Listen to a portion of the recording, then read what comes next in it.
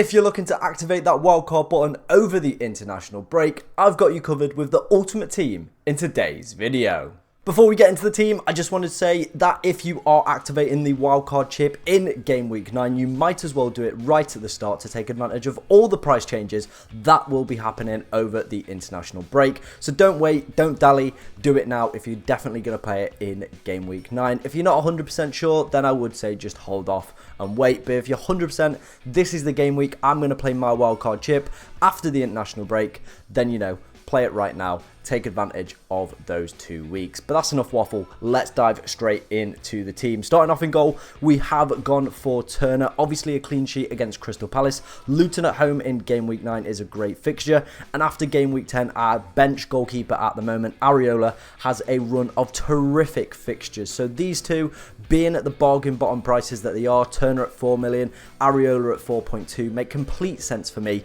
with the good fixtures that they've got coming up. You're able to utilise that extra little bit of money that you've got available from these two in further departments of the squad. And as well, like I said, they do have good fixtures coming up. Luton at home is a great fixture for Nottingham Forest. You would expect Turner to keep a clean sheet in that one. And then West Ham's fixtures after game week 9 are, pretty good. I'm just getting them up right now. Aston Villa, Everton, Brentford, Nottingham Forest, Burnley, Crystal Palace. You imagine you're going to be playing Areola in those pretty much every single week. West Ham as well are one of the best defences in the league at the moment in terms of XG conceded. So a very good defence as well to go with that. And Areola's been picking up plenty of points with saves as well. So a really nice pair of rotating goalkeepers there.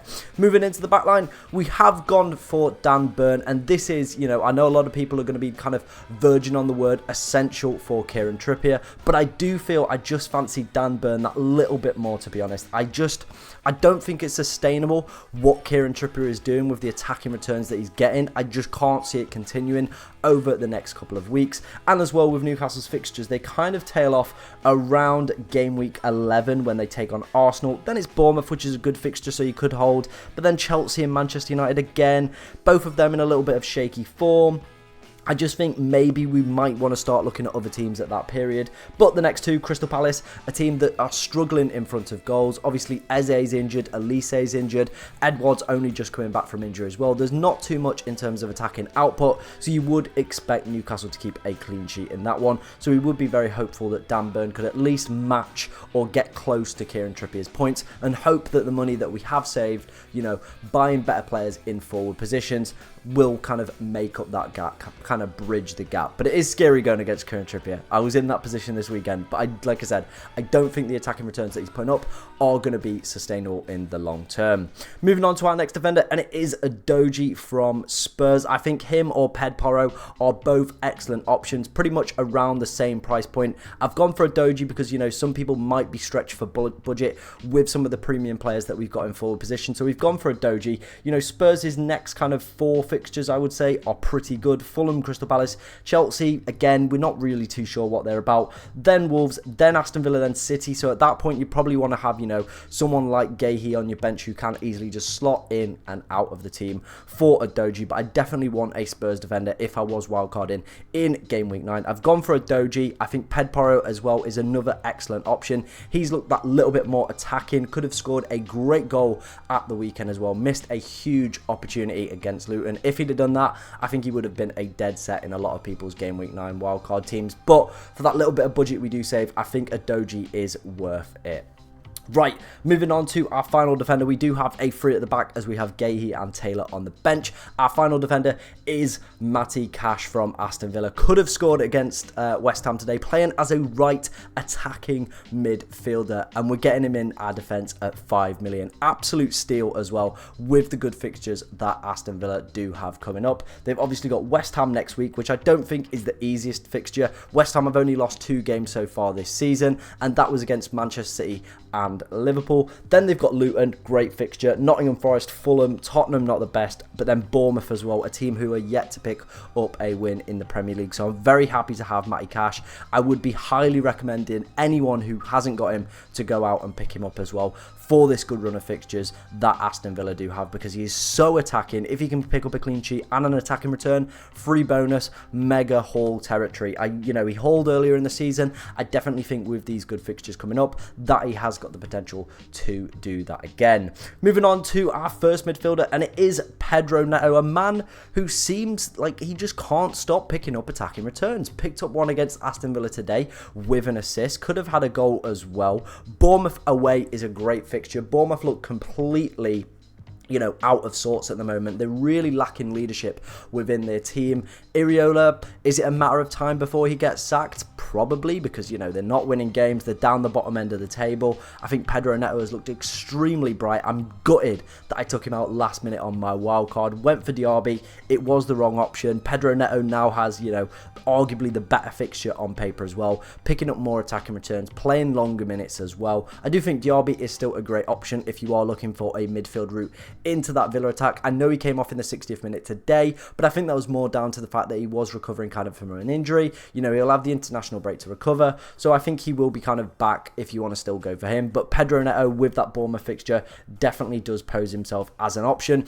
And in game week 11 they do take on Sheffield United, arguably one of the worst defences in the league this season. So again, a real good asset at a bargain bottom price, ladies and gentlemen. Get yourself into that Wolves team, and he is probably the one that you want from that Wolves team as well. Moving on to our next midfielder, and it is Jarrod Bowen. He is in here for the really good run that is coming up for West Ham, like we spoke about with Areola earlier. I do think there are quite a few West Ham midfield options and defensive options that are starting to emerge. Kufal with another assist today, that's 4 for him for the season, but I think Areola just makes that a little bit more sense, especially financially for your team as well. Obviously James Ward-Prowse, if you are struggling for budget, he looked really good as well today. Kudos with the goal. There's plenty of good options, but for me personally, I always try to get Jarrod Bowen in my team. I think he's just one of those players that excites me. I love watching him play. Obviously just signing a new long-term contract with West Ham as well, so I do expect over this good kind of fixtures for him that he will start picking up some attacking returns. It looks like the Jarrod Bowen of old a few seasons ago when everybody had him in their team. That's the levels that he's getting back to. Obviously it didn't quite work out today, but Nick Pope pulled a fantastic save off in the dying embers of the game to stop him getting an attacking return. So I definitely think with the positive fixtures he will start to return, ladies and gentlemen. Right, moving on to our next two midfielders. I put two in here. It is the Spurs boys. It is Maddison and it is Son. We want to take advantage probably of the next fixture at least. Maybe the Crystal Palace one. I know they've been a really good defence, so maybe not that one, and maybe Maddison might be a player that we potentially tinker with a little bit later during the international kind of period. But we've gone with them. Fulham, one of the worst teams for XG conceded. Obviously, Spurs battered Luton, but only came away with a goal, mainly down to that Basuma red card. It completely flipped the script and, changed the kind of plan that Spurs had. If that game had, not gone the way it had and Ped Porro put his goal in, Son would have got an assist, Maddison would have got an assist, you'd be looking at it a lot more kind of swell. Fulham fixture is absolutely great, and the thing with Maddison as well, I think you could have him as a placeholder and then potentially move to him in Saka into game week 10 or game week 11 when they do play Sheffield United. So game week 10, Arsenal play Sheffield United, so that's what you could do. He could be a little bit of a placeholder, a 1 week punt against Fulham, and then switch him or Son, whichever is your kind of preference, to Bukayo Saka. Take advantage of that Sheffield United fixture. Burnley after that as well, and Wolves and Luton as well. So definitely Arsenal a team that you want to kind of pivot towards. It also gives you a chance to see as well if Saka has recovered from his injury. Obviously missing out on the Manchester City game today. So yeah, it gives you that full option to kind of look and utilise the best options possible. Right, moving on to our final midfielder, and it is Mohamed Salah. Everton at home, off the back of 2 goals against Brighton. It looks like he's going to continue to take penalties as well for that Liverpool team. So great asset Arguably going to be one of the most captain players going into game week 9 as well, and definitely a wildcard essential for me with the Liverpool fixtures that you've got coming up. Everton, Nottingham Forest, Luton and Brentford, Fulham and Sheffield United as well in that run. So definitely a player, if you are wildcarding, I think he needs to be one of the first names that you do have in your team, because he looked really good today, scored a fantastic goal, then took his penalty away, picking up 3 bonus points as well. You know, he's still around about 31-32% owned, and if people have played their wildcard early or are potentially looking to hold, they've got to find a way to get this man in. I think that is the advantage of going with your wildcard in 9, 10 or 8, that you can get Mohamed Salah into your team and take advantage of these really good fixtures without having to burn any transfers. Right, moving on to our 2 forwards. The first one is Erling Haaland. I know there was kind of this trend in the week of people talking about potentially going without him. I'm currently filming this before the Arsenal game has taken place, so I don't know the result of that game. Maybe Haaland absolutely smashed it. Great, easy pick, we don't have to talk about him. But, you know, if he has blanked again, then there is the conversation starting to open up whether or not he is essential in our teams. I think he has a kind of a grapple on the game at the moment where I feel you kind of just have to have him. And I think that Brighton defence today showed that there is like a lot of errors in there and definitely space for Haaland to exploit, and the Manchester City players as well. But the City run isn't the greatest, is it? You know, Brighton, they're not the same Brighton they were last year, and definitely a team I think you can exploit defensively. Then Manchester United, who got, you know, let's say a lucky win against Brentford. They didn't look great either, didn't impress. Then Bournemouth, yet to win in the Premier League. Chelsea a little bit all over the place. Liverpool, who are conceding goals, you know, left, right and centre as well, haven't really tightened up their defence. Then the Tottenham and Villa games you would say are quite difficult, but I still think he's going to come away with quite a lot of attacking returns. Maybe if he blanks in this Arsenal game, it is a conversation that we might look at later in the week, whether or not we do think he is essential anymore. But I think at the moment, with his high ownership, I just think he's got a grapple on the game where, if you know, all it takes for him is to pick up 1-2 attacking returns and your rank is done, dusted, season over regardless. And I don't think taking him out and kind of utilising the funds elsewhere is making like a huge difference. Like, people's teams don't look a lot better without him, if you know what I mean. Like, people are spending that money in the defensive areas, and I just think, like, yeah, okay, Trippier, Trent, but they're not blowing me away. And I feel they don't have that potential to blow me away, whereas Haaland could easily pick up a hat-trick any single week. So I think it's worth just sticking with him. Right, finishing up, our final player is Ollie Watkins. Another attacking return for him in the Midlands derby against Wolves.